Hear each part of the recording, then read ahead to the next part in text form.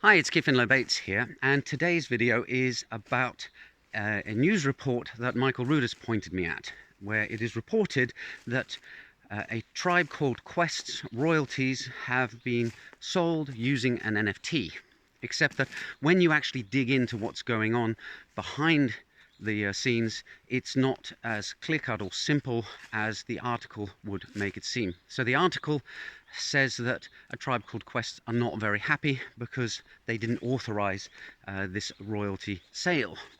However, when you dig into what's going on, it turns out that the band got stiffed when they signed their music recording contract. And a small percentage of their rights, I think it was about 1.5% or 2% off the top of my head, were signed over to another party. And when the band found out about this, they tried to get it changed, and another recording company said, yes, if you promise to make a 6th album with us, we'll do all the legal work in order to get those royalties back to you. However, as it turns out, what that second recording company did was they got the rights back, but kept them for themselves, didn't give them to the band. So now there was a small portion of A Tribe Called Quest's royalties that still belonged to somebody else. And it's that small portion that was sold on the royaltyexchange.com site. The fact that an NFT was used is actually entirely incidental to this whole affair, because it's basically a legal one. The NFT is, as far as I can tell, they're mainly for marketing purposes. It actually got headlines and it gets mentioned, so in that sense the marketing worked. And there is a standard legal contract backing up the actual royalty sale, and it's the same boilerplate legal contract that Royalty Exchange uses if you sell your royalties to another party in the normal way, not using an NFT. So the NFT is just for admin. The holder of the NFT will get their royalties paid to the Ethereum account that is holding the NFT. So other than that, the NFT really is not doing very much. And I suppose this means that you can transfer the NFT on, and I had a quick glance through the contract. It's about 3 pages, and it's just the typical party A sells their royalties to party B for this sum, blah blah blah, sign on the dotted line.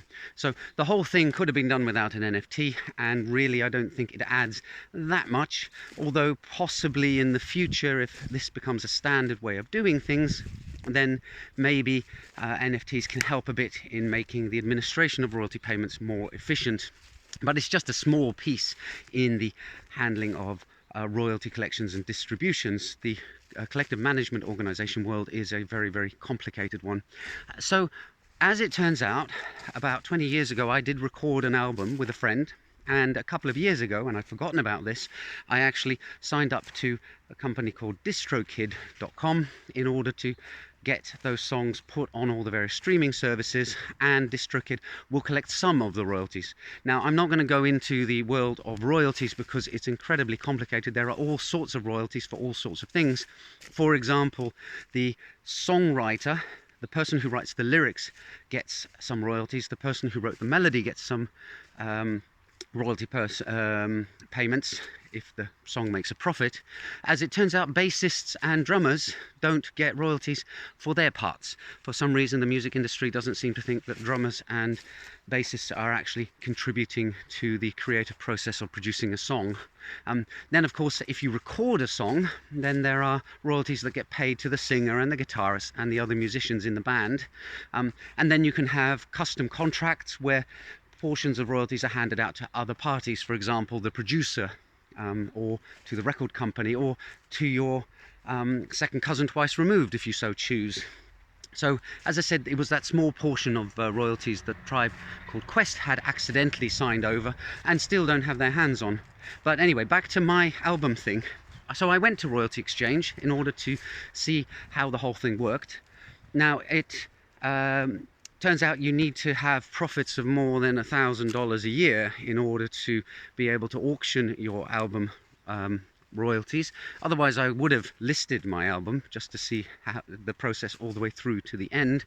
But there was a weird thing, which is that in order for royaltyexchange.com to get my royalty information, they wanted me to put my username and my password into their website. Now, this is a no-no in computer security. You know, you're meant to keep your passwords secret.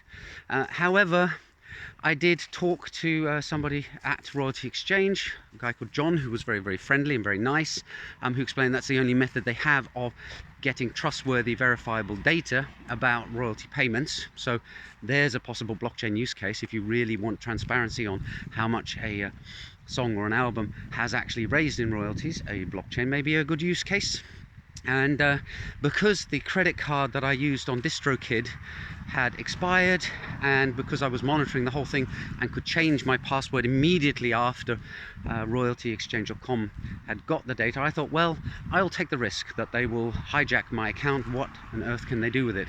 The worst they can do is cancel my song listings and claim my $1 of royalty, and that's not exactly a big loss in exchange for doing some research. And as it turns out, all they did was suck out the data as to how many streams I'd had, what countries they were from, and things like that. That's how I know that I have made just under $1 in royalties, most of it unsurprisingly from Finland. And as I said, then I couldn't list it on the site. But it looks to me that it's just a conventional collection of contracts and companies doing normal collective management organization, distribution, royalty collection and auctioning stuff. So nothing amazingly earth-shattering there. And one final thing about Royalty Exchange, I'm quite flabbergasted by the amount that people are paying in order to buy these royalties. I'm not sure that some of the investors really understand what the returns on royalties actually are.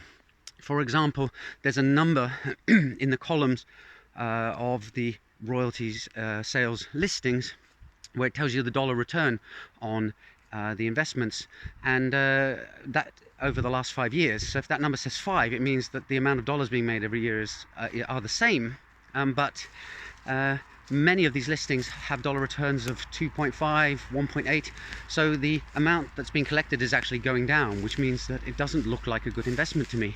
And I couldn't find it on the site, but I did find another article where the writer mentions that the auction has a buyback option, that in the next 5 or 10 years the seller of the royalties can buy them back at 125% of the initial purchase price. So if you buy some royalties for $100,000, expecting to make, say, $20,000 a year over the next 5 years off them, and then the artist either gets involved in a scandal or dies and there's a nostalgic resurgence in the purchase of their music, or some other media event that suddenly makes them more popular and the royalties zoom through the roof, well, then the original owner can actually forcibly buy them back off you. So that doesn't seem like the most amazing investment to me. Anyway, I've got sidetracked into the whole legal side of royalty collection, and believe me, you could spend months and months studying this stuff. This industry has been built up over decades and decades, and it's got an incredible amount of legal complexity, all of it involving the shuffling around of percentages. So it's a lawyer and accountant's dream, and for the rest of us, especially for artists who don't like that kind of thing, it's a bit of a nightmare, and it's no surprise that musicians get done in when they try to tackle the system. So anyway, as you can see, just as with this Tribe Called Quest royalty sale thing, the NFTs in this video also are actually a small portion of this, but an interesting one. Maybe we'll see further developments there. Only time will tell. So Michael, I hope that gave you some insight into what's going on, and in particular that ultimately it's all backed by normal conventional contracts, and that the NFT part is really just a little cherry on top of the cake. It's a marketing gimmick with some administrative advantages, but nothing earth-shaking. I hope you guys found that interesting, and I'll see you all in the next video soon. Bye for now.